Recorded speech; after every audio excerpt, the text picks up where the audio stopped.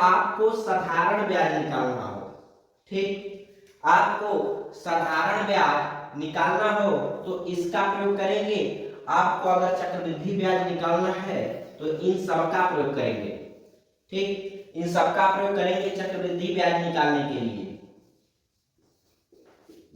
हो गया। अब यहाँ पर अगर साधारण ब्याज और चक्रवृद्धि ब्याज का अंतर निकालना हो तो इन तीनों का प्रयोग करेंगे, CI और SI का अंतर, ठीक।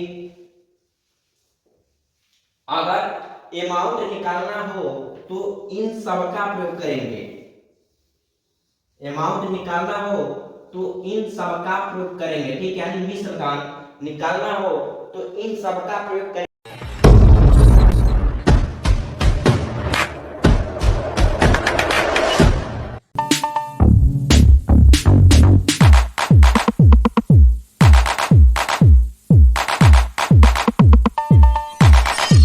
तो चलिए नेक्स्ट क्वेश्चन की तरफ चलते हैं।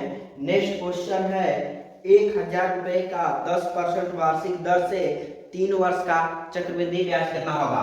तो आपको प्रिंसिपल दे चुका है 1000 रुपए है, रेट आपको 10% दे चुका है, एन आपको 3 वर्ष दे चुके हैं, आपसे क्या पूछा है CI, ठीक।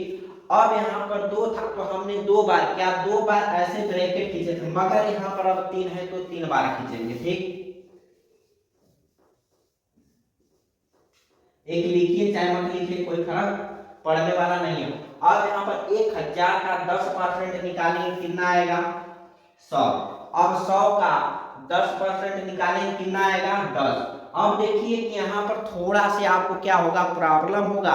तो अब इसके बाद क्या लगता है, ब्याज का ब्याज लगता है, ठीक, पहले वर्ष नहीं लगता है, यानी इसको आप पहला मानेंगे फिर दूसरा मानेंगे, फिर जब चलेंगे तो उसके बाद क्या लगता है, ब्याज लगता है। तो इन दोनों को जोड़ देंगे, कितना होगा 110। 110 का जब 10% निकालेंगे तो कितना आएगा 11। अब इन सबको जोड़ दीजिए, 320 प्लस 11, इसको जोड़ेंगे तो कितना आएगा 331 रुपए, आपका क्या होगा आंसर, ठीक।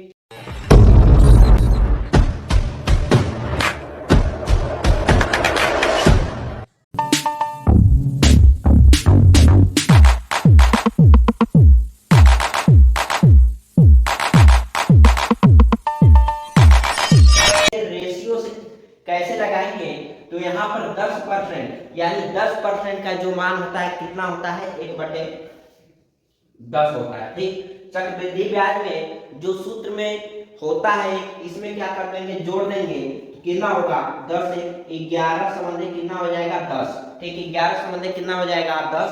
और आपको 10% की वैल्यू दी है, यानी आपको जो 10 है 10 की वैल्यू कितना दी है, 10 की वैल्यू 1000 दी है। तो यहाँ पर क्या है, Q है तो इसको 3 बार नीचे लिखेंगे, Q है तो इसको 3 बार लिखेंगे, यानी 3000 यानी 1000 हो गया, ये क्या हुआ पूरा कट गया। फिर अब यहाँ पर 3 है तो इसको भी 3 बार क्या करेंगे, गुणा करेंगे, तो इसका 1331, फिर मूलधन को क्या करेंगे, इसमें से घटा देंगे, तो 331 रुपए आपका क्या आया आंसर है।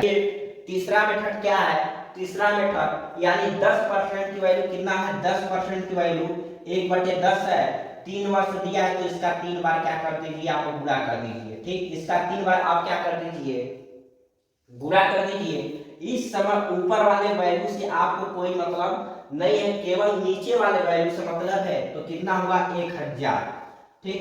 3 वर्ष है तो 3 तो क्या निकाल दो, इसमें से 3 निकाल दो। अब 1000 का क्या निकालेंगे 10%, 1000 का 1/10 निकालेंगे, कितना आएगा 100 आया, ठीक, 100 आया। अब यहाँ पर 100 का फिर 10% निकालिए, 100 का 1/10 निकालिए, कितना है 10। अब देखिए दोस्तों कि यहाँ से लिखना प्रारंभ नहीं करेंगे, क्योंकि पहले वर्ष ब्याज नहीं लगता है, दूसरे वर्ष के बाद लगता है। तो यहाँ पर चलिए, अब यहाँ पर क्या हो गया 10 10, फिर क्या होगा 10। अब 10 का 1/10 निकालिए, 10 का 1/10 निकालेंगे, क्या आएगा 1 आएगा। अब देखिए यहाँ पर क्या है, थोड़ा सा आपको प्रॉब्लम हो सकता है। अगर आपको P निकालना हो, ठीक, P निकालना हो तो इसका प्रयोग करेंगे। P निकालना हो तो इसका प्रयोग करेंगे। अगर आपको साधारण ब्याज निकालना हो, ठीक, आपको साधारण ब्याज निकालना हो तो इसका प्रयोग करेंगे।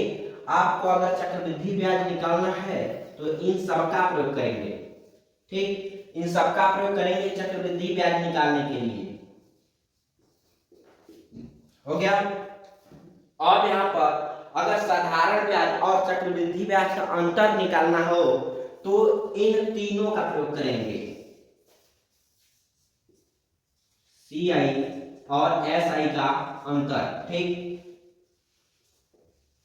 अगर अमाउंट निकालना हो तो इन सब का प्रयोग करेंगे, अमाउंट निकालना हो तो इन सब का प्रयोग करेंगे, ठीक, यानी मिश्रधन निकालना हो तो इन सब का प्रयोग करेंगे। तो अब चलिए क्या पूछा था आपसे, चक्रवृद्धि ब्याज पूछा था, तो इसको जोड़ दीजिए, कितना है 300, 300, 330, 31, 331 गुणे P आपको कितना था 100, यानी इसका मतलब 1000।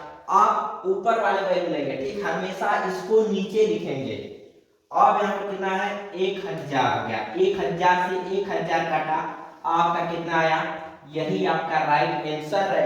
इससे क्या होता है कि इससे आप पूरा क्वेश्चन चक्रवृद्धि ब्याज कंपाउंड इंटरेस्ट का पूरा आप हल कर सकते हैं। तो उम्मीद करता हूं आपको ये तीनों मेथड आपको समझ में आया होगा। तो चलिए आज के लिए इतना ही।